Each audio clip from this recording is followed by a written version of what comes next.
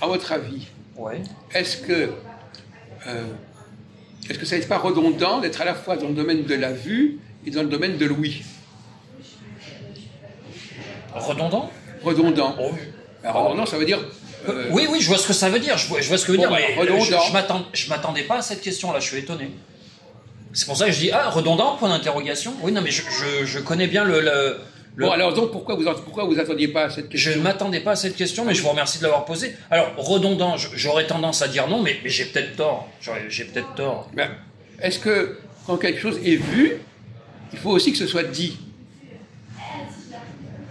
Ou que quelque chose est dit, il faut absolument que ce soit vu? Nécessairement, non. Donc c'est redondant. Ah, d'accord. Ok. D'accord. D'accord. Vous utilisez deux arguments à la base d'un seul. D'accord. Alors par exemple, quand les gens... Il y a des gens, par exemple, on se dit, ils fonctionnent plutôt dans le domaine de l'ouïe, d'autres personnes qui fonctionnent plutôt dans le domaine de la vue. Ouais. Par exemple, quand quelqu'un rit beaucoup, Oui. on est dans quel domaine? La vue ou l'ouïe, à votre avis? Quelqu'un rit beaucoup. À mon avis, dans l'ouïe. Et pourtant, le rire, c'est visuel. Oui, non, mais... quelqu'un rit... Non, j'allais dire une connerie. J'allais dire une billevesée. J'allais dire quelqu'un se met à rire parce que il a entendu quelque chose. Oui, bon, d'accord. J'allais dire c'est une bêtise. C'est une bêtise. Hein. Oui. Bon, on n'est pas à une bêtise près. J'en ai fait d'autres. J'en ai fait d'autres auparavant. Oui. J'en ferai d'autres encore demain et après-demain. Probablement. Oui. Alors, probablement. Ouais. Donc. Certaines personnes, on peut penser qu'ils peuvent communiquer par l'ouïe sans avoir besoin du visuel. Certaines personnes qui peuvent communiquer par le vu sans avoir besoin de l'ouïe. Ce sont donc deux langages qui font double emploi. Par exemple, quand vous êtes dans la nuit, dans l'obscurité, il vaut mieux communiquer par l'ouïe que par la vue. Je vous l'accorde. Bon, je vous l'accorde volontiers. Hein. Je vous donne des bases. Voilà, j'accepte. Donc les gens qui parlent tout le temps sont des gens qui peuvent communiquer dans l'obscurité. Oui. Dans la caverne. Bien. Ils sont habitués ils n'ont pas besoin du visuel. Voilà. Et inversement, les gens qui sont dans le visuel, ils n'ont pas besoin de l'ouïe.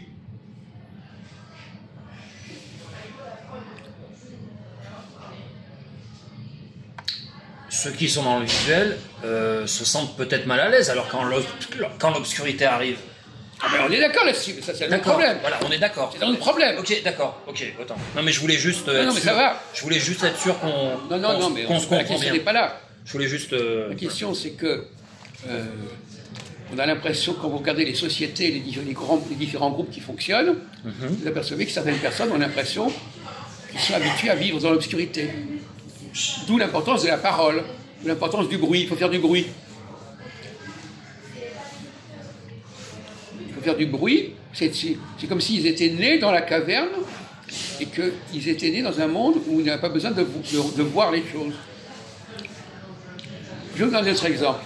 Imaginons par exemple, vous allez vers quelqu'un, vous lui souriez et vous dites, il faut dire bonjour. Est-ce que c'est pas bizarre? Bah, ça fait double emploi. Ah mais oui. Voilà. D'où le mot redondance que vous avez utilisé il y a 3 minutes. Oui. Voilà. Donc, si je vais voir quelqu'un qui me voit, je n'ai pas besoin de lui dire bonjour. Exactement. Et c'est peut-être une convention sociale, une règle de politesse. Non, c'est parce que, oui, c'est redondant. Et généralement, la plupart des étrangers, ils sont dans la redondance.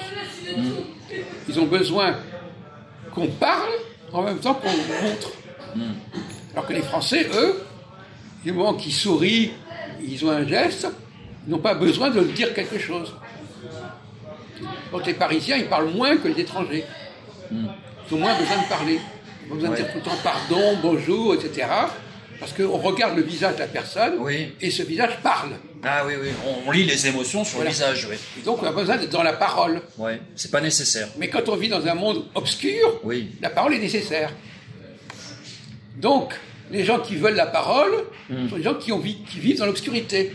Ou alors ils vivent comme s'ils étaient dans l'obscurité. Ils sont dans l'obscurité et ils ont besoin de la parole parce qu'ils sont habitués à puisqu'ils sont dans l'obscurité, ils sont habitués à ce qu'on parle. Oui.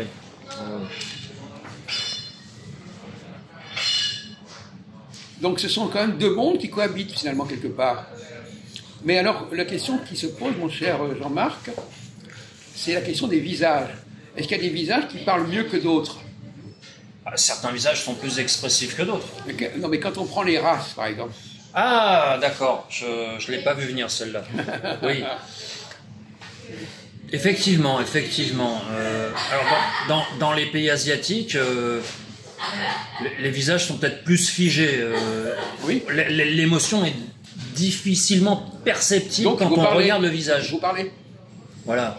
Vous parlez parce que le visage ne parle pas. Oui, voilà. Donc il faut s'exprimer par la parole puisque le visage ne... Oui, donc c'est encore plus compliqué. Et chez les Africains?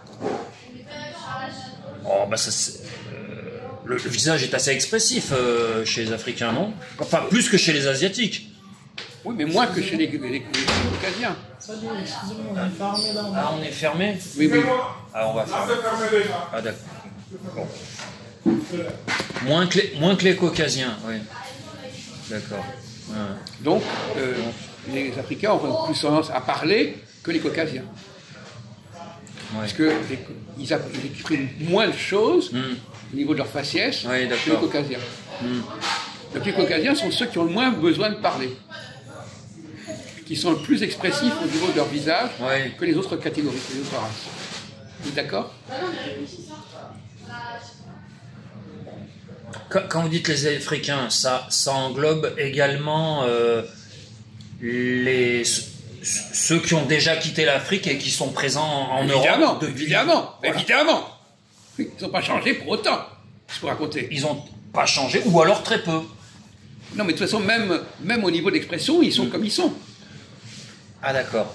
On ne peut pas demander à quelqu'un de faire plus que ce qu'il est. Ah, si quelqu'un n'a pas un visage expressif, il ne va pas le devenir par un coup de baguette magique. Donc c'est une donnée une fois pour toutes, quoi. C'est pas quelque chose qui évolue dans le temps. Il peut y avoir des métissages. Non, mais je veux dire, pour un individu donné, au cours de sa vie, il n'y a pas une évolution. Non. Même s'il traverse les pays, qu'il change d'un pays pour aller dans un autre. Vous croyez que vous plairez à Noël, ça ne change rien du tout.